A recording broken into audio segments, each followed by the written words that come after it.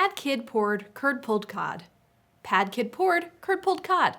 Pad kid poured curd pulled cod. Pad kid. Unlike most of the tongue twisters I'm going to discuss in this video, that phrase didn't arise organically out of a folk tradition, and its provenance isn't a matter of much debate. It was developed by a group of researchers at MIT, specifically to trip up tongues. That might also explain why the phrase is basically unintelligible as a sentence. Pad kid poured curd pulled cod? Hi, I'm Erin McCarthy, and this is The List Show.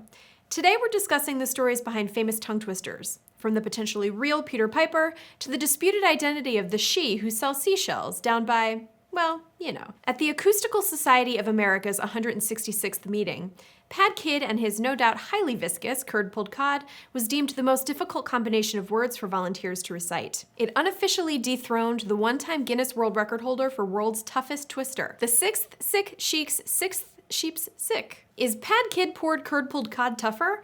Go ahead and try to repeat it yourself 10 times while the intro plays.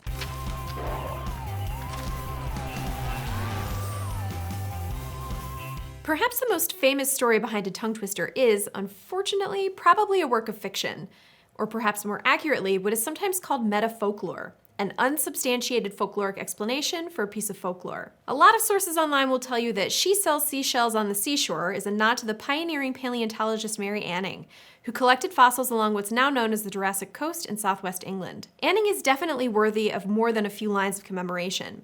We discussed some of her exploits in our video about scientists who didn't get enough credit in their day. You can click the link up here to check that video out until YouTube inevitably changes its features one day, at which point I'll be pointing at nothing, like a big weirdo. A self-educated woman, Anning collected the first complete skeleton of an ichthyosaur, amongst other scientific feats. But she was known to sell fossils, not seashells.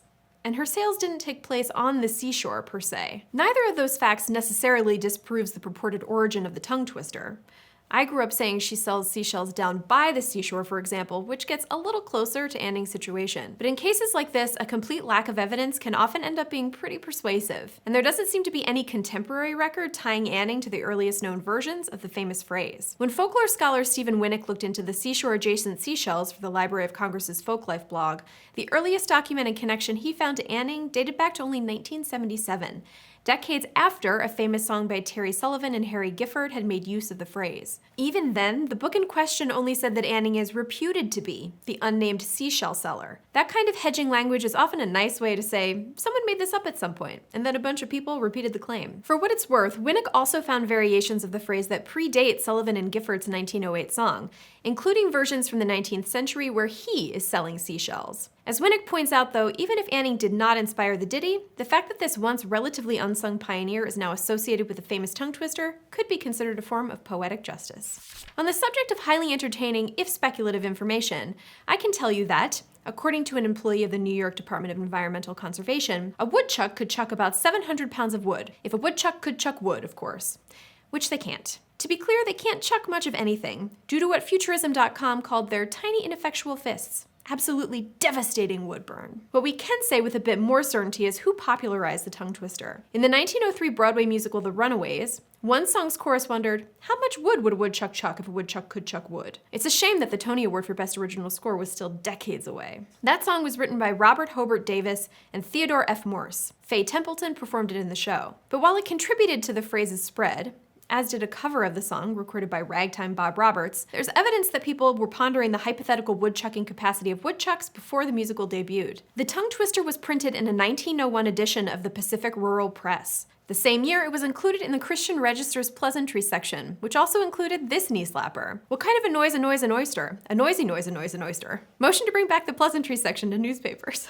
Some tongue twisters have clearer attribution. A couple can be traced back to the prolific writer Carolyn Wells, including this one, which I am definitely about to nail on the first take. Betty Botter bought some butter, but said she, this butter's bitter. If I put it in my batter, it will make my batter bitter. But a bit o' better butter will but make my batter better. Then she bought a bit o' butter, better than the bitter butter, made her bitter batter better. So 'twas better, Betty Botter bought a bit o' better butter.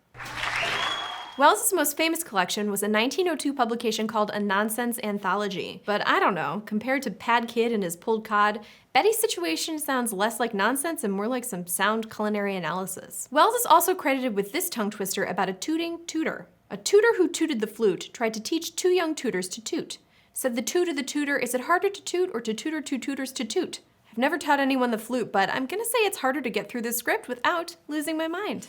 Most people know the word supercalifragilistic from the musical film Mary Poppins. That's definitely not the first time the word was used, though, and that's why things got a little supercalifragilistic in the middle of the 20th century. The song is attributed to the Sherman Brothers, but songwriters Barney Young and Gloria Parker claimed to have used a nearly identical nonsense word in the Super song years earlier. They said that Young had made up the word in 1921, and that they had sent a copy of their tune to Disney in 1951.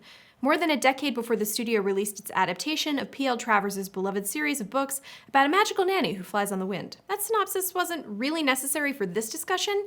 I just think we all need to remember how odd the Mary Poppins mythology is. Young and Parker alleged copyright infringement and tried to sue for $12 million. That case was eventually thrown out because, according to the judge, the word had been in common use since the 1930s. Sure enough, in a 1931 edition of the Syracuse Daily Orange, a writer named Helen Herman claims to have coined this very similar word. Herman says the word implies all that is grand, great, glorious, splendid, superb, wonderful. As for what situations would call for her purported coinage, Herman mentions being asked about how much you liked a certain movie, your opinion of Santa Claus, or what it's like working at the school newspaper, with none of the superior males here to hinder my reflections. Okay, we had some debate on the Mental Floss staff as to whether supercalifragilistic can rightly be considered a tongue twister, but this next one is a slam dunk. Peter Piper picked a peck of pickled peppers. A peck of pickled peppers Peter Piper picked. If Peter Piper picked a peck of pickled peppers, where's the peck of pickled peppers Peter Piper picked? His name's Peter Pepper now. That perturbing potpourri of P sounds first appeared in print back in 1813. The book was actually called Peter Piper's Practical Principles of Plain and Perfect Pronunciation, though it was credited to John Harris and not the eponymous Peter. But the more controversial question is who might have inspired the tongue twister in the first place? Many have pointed to Pierre Poivre. Pierre can be thought of as the French version of Peter, and Poivre means pepper in French, which raises some questions. Number one, why isn't my name Pierre Pepper? More relevant for our purposes though, how does Poivre, or pepper, become Piper? Well, in addition to being a common last name in the UK, Piper is Latin for pepper. And though Poivre wasn't necessarily known for his pickled peppers, he was a trader who smuggled cloves from the so-called Spice Islands. Maybe he used some of those cloves in a pickling brine at some point, but there's no hard evidence linking Peter Pepper to Peter Piper. I scream, you scream, we all scream for ice cream. This is certainly ice cream weather. Have you a good ice cream freezer? That quotation, including its decidedly less poetic second half, was used in a 1905 advertisement for a freezer, not the sweet treat itself. But that's not the first time someone noticed the sonic overlap between the words ice cream and I scream. A number of 19th century wordsmiths were documented playing around with the spelling and order of those phrases and other related words. In 1927, a song was written by Howard Johnson, Billy Mole, and Robert King that popularized the phrase. It became a jazz standard, and eventually worked its way into Jim Jarmusch's Down by Law, in a charming, if fairly inscrutable, scene set inside a prison. That's it for this episode of The List Show. If you have a favorite tongue twister we didn't mention, drop it in the comments below. We'll see you next time.